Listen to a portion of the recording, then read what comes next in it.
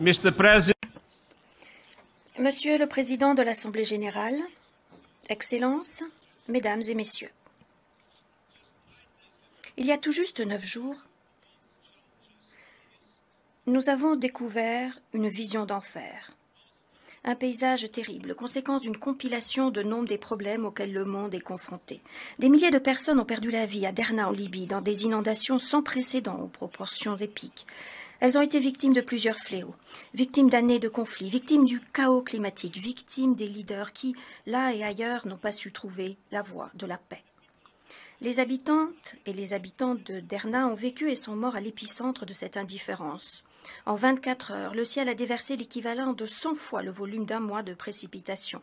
Les barrages ont lâché après des années de guerre et de négligence, et tout ce que la population connaissait a été rayé de la carte. En ce moment même, les corps des victimes s'échouent sur les plages de la Méditerranée, tandis que des milliardaires prennent le soleil sur leurs super-yachts. Derna est un triste instantané de l'état de notre monde, emporté par le torrent des inégalités et des injustices et paralysé devant les défis à relever. Excellence, notre monde est sans dessus-dessous. Les tensions politiques s'aggravent. Les défis de portée mondiale se multiplient et nous semblons incapables d'unir nos forces pour y faire face. Nous sommes aux prises avec une multitude de menaces existentielles, de la crise climatique aux technologies de rupture, alors même que nous traversons une période de transition chaotique. Pendant la majeure partie de la guerre froide, les relations internationales ont été largement perçues à travers le prisme de deux superpuissances. Puis vint une brève période d'unipolarité. Nous nous dirigeons maintenant rapidement vers un monde multipolaire. C'est une évolution positive à bien des égards, porteuse de nouvelles perspectives de justice et d'équilibre dans les relations internationales. Mais la multipolarité ne peut à elle seule être gage de paix. Au début du XXe siècle, l'Europe était composée de nombreuses puissances, mais elle ne disposait pas d'institutions multilatérales solides. Et quel a été le résultat? La Première Guerre mondiale. Un monde multipolaire a besoin d'institutions multilatérales fortes et efficaces. Pourtant, la gouvernance mondiale est figée dans le temps. Il suffit de regarder le Conseil de sécurité de l'ONU et le système de Bretton Woods. Il reflète les réalités politiques et économiques de 1945, lorsque de nombreux pays présents dans cette salle étaient encore sous domination coloniale. Le monde a changé. Nos institutions, non. Nous ne pouvons pas traiter efficacement les problèmes tels qu'ils sont si les institutions ne reflètent pas le monde tel qu'il est. Au lieu de nous aider à régler les problèmes, nos institutions risquent d'en être une des sources. Et de fait, les clivages ne cessent de s'accentuer. Les clivages entre puissances économiques et militaires, les clivages entre le Nord et le Sud, l'Est et l'Ouest. Nous nous rapprochons dangereusement d'une grande fracture dans les systèmes économiques et financiers, les relations commerciales, qui met en péril l'existence d'un Internet ouvert et unique et s'accompagne de stratégies divergentes concernant les technologies et l'intelligence artificielle, le risque étant que les cadres de sécurité soient en conflit. Il est grand temps de renouveler les institutions multilatérales sur la base des réalités économiques et politiques du XXIe siècle et de les ancrer dans l'équité, la solidarité et l'universalité, conformément aux principes de la Charte des Nations Unies et du droit international. Cela demande de réformer le Conseil de sécurité pour l'adapter au monde d'aujourd'hui. Cela demande de repenser l'architecture financière internationale pour qu'elle devienne véritablement universelle et soit un filet de sécurité mondiale pour les pays en développement en difficulté. Je ne me fais pas d'illusions. Les réformes sont affaires de pouvoir. Et je sais qu'il existe de nombreux intérêts concurrents et priorités contradictoires, mais l'alternative n'est pas entre la réforme et le statu quo. L'alternative est entre la réforme et une fragmentation encore plus grande. C'est la réforme ou la rupture. Dans le même temps, les fossés se creusent à l'intérieur des pays. La démocratie est menacée. L'autoritarisme est en marche. Les inégalités s'aggravent. Et les discours de haine se propagent. Face à tous ces défis, et à bien d'autres encore, le mot « compromis » semble être devenu tabou. Ce dont notre monde a besoin, c'est d'une vision politique, pas de manœuvre ni d'une impasse. Comme je l'ai dit au G20, il est temps de parvenir à un compromis mondial. La politique, c'est le compromis. La diplomatie, c'est le compromis. Un leadership efficace, c'est le compromis. Les dirigeants du monde ont le devoir de parvenir à un compromis pour construire un avenir commun de paix et de prospérité dans l'intérêt commun. Excellence. Au cours de l'année écoulée, nous avons montré que l'action multilatérale était riche de promesses. J'en veux pour preuve les nouveaux accords mondiaux importants sur la sauvegarde de la biodiversité, sur la protection de la haute mer, sur les pertes et les dommages climatiques, sur le droit à un environnement propre, sain et durable. Nous avons tous les outils et toutes les ressources dont nous avons besoin pour relever ces défis communs. Ce qui nous manque, c'est de la détermination. Agir avec détermination fait partie de l'ADN de notre Organisation des Nations Unies, comme le montrent les premiers mots de la Charte, en forme d'exhortation. Nous, peuple des Nations Unies, résolus à en finir avec le fléau de la guerre, résolus à proclamer à nouveau leur foi dans les droits humains, résolus à faire respecter la justice et le droit international, et résolus à favoriser le progrès social et à permettre à tout le monde de vivre une vie meilleure. Face aux défis d'aujourd'hui, il est de notre devoir d'agir avec détermination, en étant fidèle à la Charte des Nations Unies. Excellence. Cela commence par la détermination de faire respecter la promesse de paix énoncée dans la Charte. Pourtant, loin d'être débarrassés du fléau de la guerre, nous assistons à une recrudescence des conflits, des coups d'État et du chaos. Si chaque pays s'acquittait des obligations que lui fait la Charte, le droit à la paix serait garanti. Lorsque les pays ne respectent pas leurs engagements, ils créent un monde d'insécurité pour toutes et tous. Pièce à conviction numéro 1, l'invasion de l'Ukraine par la Russie. La guerre, en violation de la Charte des Nations Unies et du droit international, a déclenché une série d'atrocités, des vies détruites, des droits humains bafoués, des familles déchirées, des enfants traumatisés, des espoirs et des rêves brisés. Au-delà de l'Ukraine, la guerre a de graves répercussions pour tout le monde. Les menaces nucléaires nous mettent toutes et tous en danger. Le mépris des accords et des traités mondiaux nous fragilise collectivement. Et l'empoisonnement de la diplomatie mondiale empêche l'accomplissement de progrès dans tous les domaines. Nous devons continuer d'œuvrer inlassablement à la recherche de la paix, une paix juste et conforme à la Charte des Nations Unies et au droit international. Et même si les combats font rage, nous devons explorer toutes les voies possibles pour alléger les souffrances des populations civiles en Ukraine et au-delà. L'initiative de la mer Noire était l'une de ces voies. Le monde a cruellement besoin de denrées alimentaires ukrainiennes et de denrées alimentaires et d'engrais russes pour stabiliser les marchés et garantir la sécurité alimentaire. Je n'abandonnerai pas mes efforts pour y parvenir.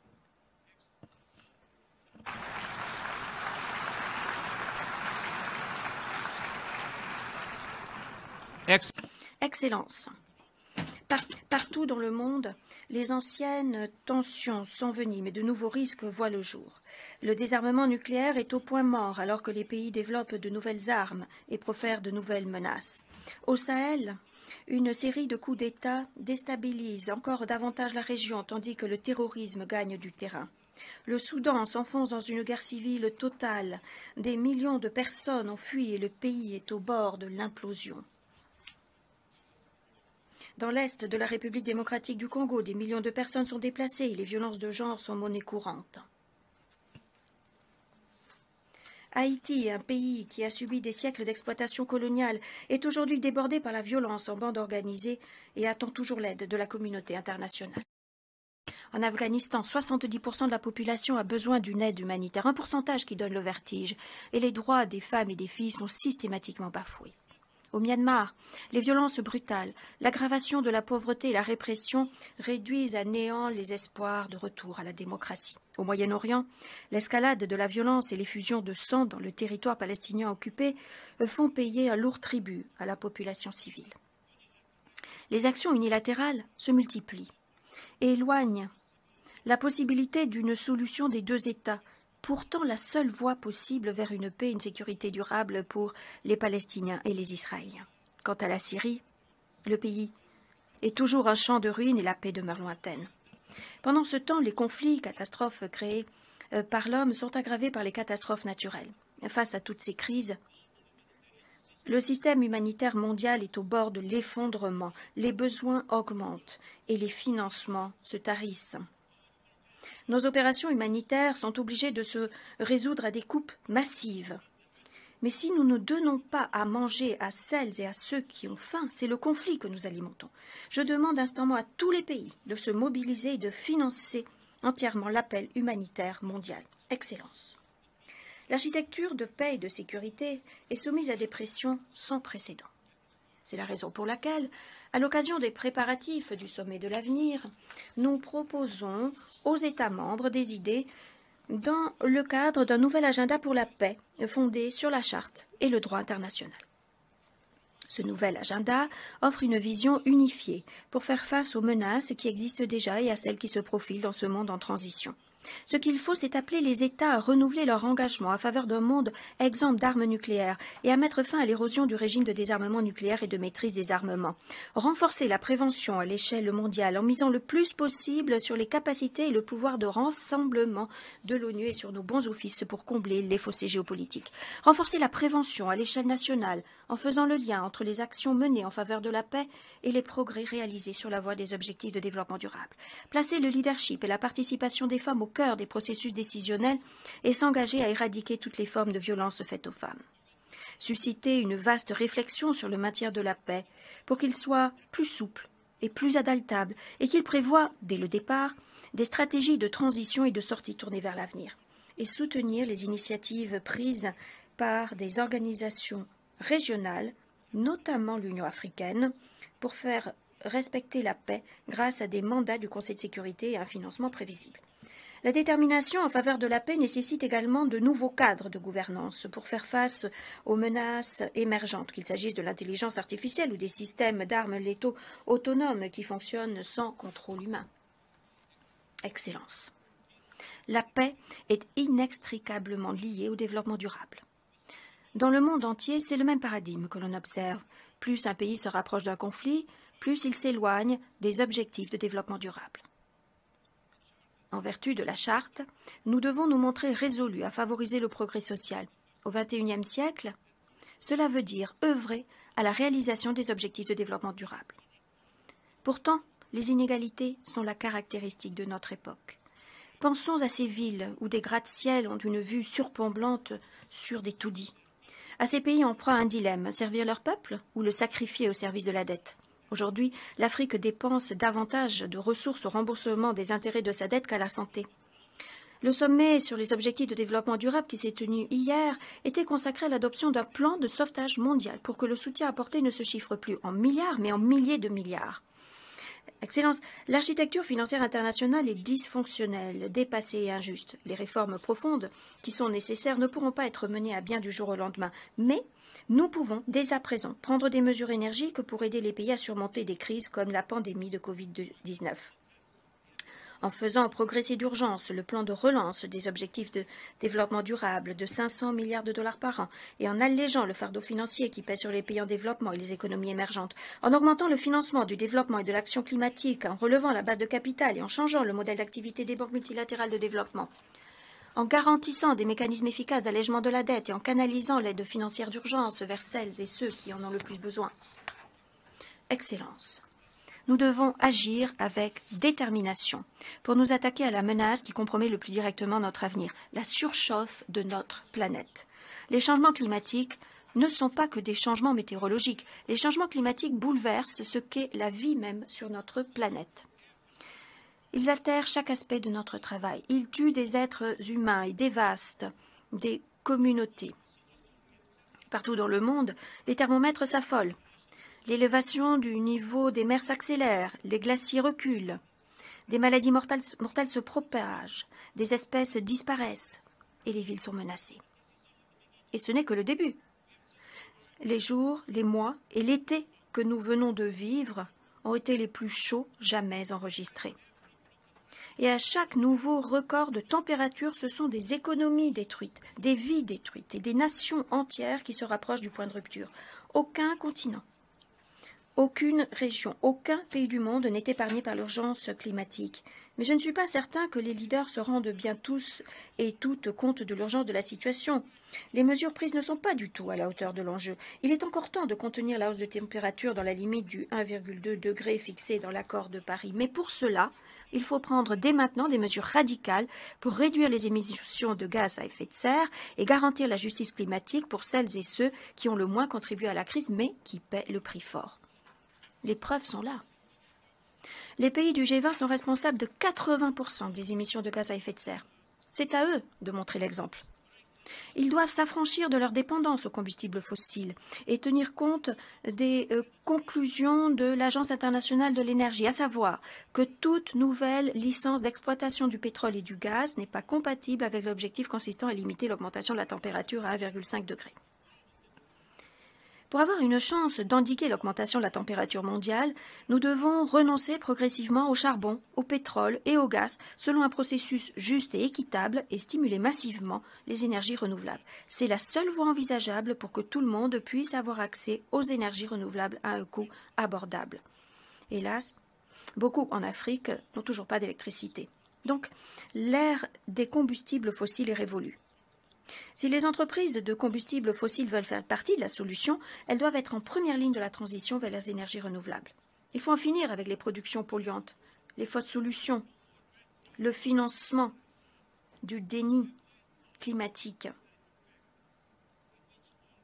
J'ai proposé un pacte de solidarité climatique afin que tous les grands émetteurs redoublent d'efforts pour réduire les émissions et que les pays les plus riches accompagnent les économies émergentes en mettant à leur disposition les financements et les technologies dont elles ont besoin sur la voie de la décarbonation. Par exemple, l'Afrique abrite 60% de la capacité solaire mondiale, mais elle ne reçoit que 2% des investissements dans les énergies renouvelables. J'ai proposé un programme d'accélération pour décupler ces efforts. Les pays développés doivent atteindre l'objectif de zéro émission nette dès 2040 et les économies émergentes dès 2050, en vertu des responsabilités communes mais différenciées. Certaines mesures doivent être prises immédiatement. Il faut en finir avec le charbon, d'ici à 2030 pour les pays de l'OCDE et à 2040 pour le reste du monde. En finir avec le subventionnement des combustibles fossiles et donner un prix au carbone. Les pays développés doivent aussi consacrer 100 milliards de dollars à l'action climatique dans les pays en développement, comme ils l'ont promis. Ils doivent doubler le montant des financements pour l'adaptation d'ici à 2025, comme ils l'ont encore promis. Et ils doivent reconstituer les ressources du Fonds vert pour le climat, comme ils l'ont promis, là encore.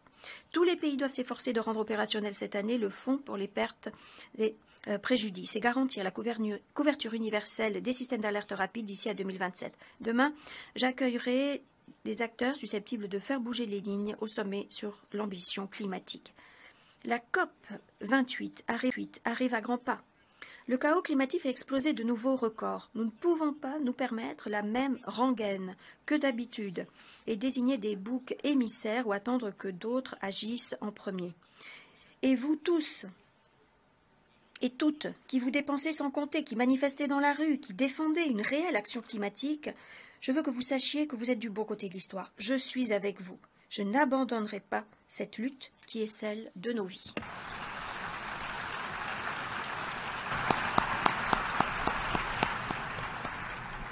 Nous devons également être déterminés à honorer l'engagement en faveur de la Charte, en faveur des droits humains fondamentaux. Seules 4 femmes ont signé notre document fondateur. Un coup d'œil dans cette salle permet de voir que les choses n'ont pas suffisamment changé. Nous, les peuples, ne signifie pas nous, les hommes. Les femmes attendent toujours l'égalité des chances et des salaires.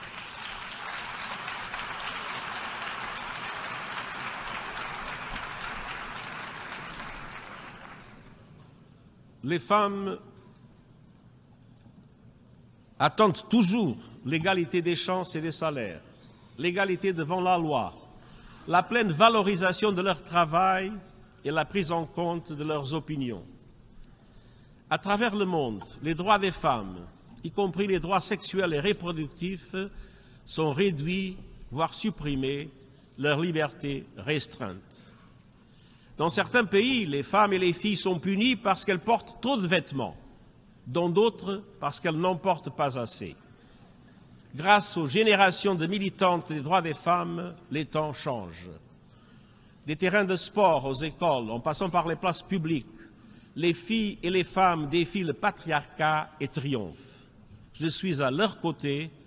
J'ai pris mes fonctions en m'engageant à garantir la parité homme-femme au sein des Nations Unies. Nous y sommes parvenus aux échelons supérieurs et sommes en bonne voie pour le faire à travers l'ensemble du système des Nations Unies. Car l'égalité des genres n'est pas un problème. L'égalité des genres est la solution. L'égalité, ce n'est pas une faveur faite aux femmes, mais une condition fondamentale pour assurer un meilleur avenir pour tous. Excellences, nous devons être déterminés à répondre à l'appel à l'action pour placer les droits humains au cœur de notre travail. 75 ans après la Déclaration universelle des droits de l'homme, d'énormes progrès ont été accomplis sur certains sujets. Qu'il s'agisse de mettre fin à la colonisation et à la ségrégation ou de garantir le droit de vote des femmes. Mais nous n'avons pas atteint les droits fondamentaux pour tous, quand 1,2 milliard de personnes vivent encore dans l'extrême pauvreté et que la faim atteint des niveaux inégalés depuis 2005. Quand la discrimination fondée sur la couleur de peau et l'origine ethnique est parfaitement légale dans bien des pays, quand des personnes doivent risquer la mort pour chercher une vie meilleure, quand les réfugiés, les migrants et les minorités sont régulièrement traqués et diabolisés, quand déclarer son identité de genre ou simplement qui l'on aime peut conduire à l'emprisonnement, voire à l'exécution, quand le fait même de s'exprimer peut avoir des conséquences dangereuses. Les droits humains, politiques, civils, économiques, sociaux et culturels sont la clé de voûte pour résoudre de nombreux problèmes mondiaux interdépendants. Il faut que des lois visant à protéger les personnes vulnérables soient adoptées et appliquées. Il faut cesser de cibler les minorités et il faut placer les droits et la dignité humaine au cœur des politiques sociales, économiques et migratoires. Il faut que tous les gouvernements respectent les engagements qu'ils ont pris dans la Déclaration universelle des droits de l'homme. Excellences, nous devons également faire face aux menaces imminentes que les nouvelles technologies font peser sur les droits humains. L'intelligence artificielle générative, quoique riche de promesses, risque de nous faire franchir le Rubicon et de nous exposer à des dangers plus importants encore face auxquels nous serions démunis. Lorsque j'ai évoqué l'intelligence artificielle dans mon discours à l'Assemblée générale en 2017, seuls 2 autres dirigeants mentionnaient le terme. Aujourd'hui, l'intelligence artificielle est sur toutes les lèvres, en suscitant à la fois la fascination et la crainte. Même certains des concepteurs de l'intelligence artificielle générative réclament une plus grande réglementation. Or, nombre des dangers liés aux technologies numériques ne sont pas imminents. Ils sont déjà là. La fracture numérique aggrave les inégalités. Les discours de haine, la désinformation et les théories du complot sur les réseaux sociaux sont propagés et amplifiés par l'intelligence artificielle, sapant ainsi la démocratie et attisant la violence et les conflits dans le monde réel. La surveillance en ligne et la collecte de données donnent lieu à des violations massives des droits humains. Les entreprises de technologie et les gouvernements sont loin d'avoir trouvé des solutions. Excellences, nous devons agir vite et réparer les dégâts. Les nouvelles technologies exigent des formes de gouvernance nouvelles et innovantes auxquelles doivent contribuer les créateurs de ces technologies et les parties prenantes chargées de la surveillance des violations. Nous avons besoin de toute urgence d'un pacte numérique mondial qui engagerait les gouvernements, les organisations régionales, le secteur privé et la société civile à atténuer les risques liés aux technologies numériques et à déterminer les moyens de mettre les atouts de ces outils au service de l'humanité. Il a aussi été demandé que l'on envisage la possibilité de créer une nouvelle entité mondiale sur l'intelligence artificielle qui pourrait constituer une source d'information et d'expertise pour les États membres. Il existe de nombreux modèles différents, inspirés notamment de l'Agence internationale de l'énergie atomique, de l'Organisation de l'aviation civile internationale ou du groupe d'experts intergouvernemental sur l'évolution du climat. L'ONU est prête à accueillir les discussions mondiales et inclusives qui s'imposent en fonction de ce que décideront les États membres. pour faire avancer la recherche de solutions concrètes en matière de gouvernance, je mettrai sur pied ce mois-ci un organe consultatif de haut niveau sur l'intelligence artificielle qui sera chargé de formuler des recommandations d'ici à la fin de l'année. Le sommet de l'avenir, qui aura lieu l'an prochain, est une occasion unique de progresser dans la lutte contre ces nouvelles menaces, conformément à la vision énoncée dans la Charte des Nations Unies. Les États membres décideront de la suite à donner au nouvel agenda pour la paix, au pacte numérique mondial, aux réformes de l'architecture financière internationale et à de nombreuses autres propositions visant à relever les défis et à ancrer davantage la gouvernance mondiale dans la justice et l'équité. Excellence. L'ONU a été créée précisément pour des moments comme aujourd'hui, où les dangers sont à leur paroxysme et le niveau de consensus au plus bas. Nous pouvons et nous devons utiliser les outils à notre disposition en faisant preuve de souplesse et de créativité. Le mois dernier, notre détermination a porté ses fruits au large des côtes du Yémen.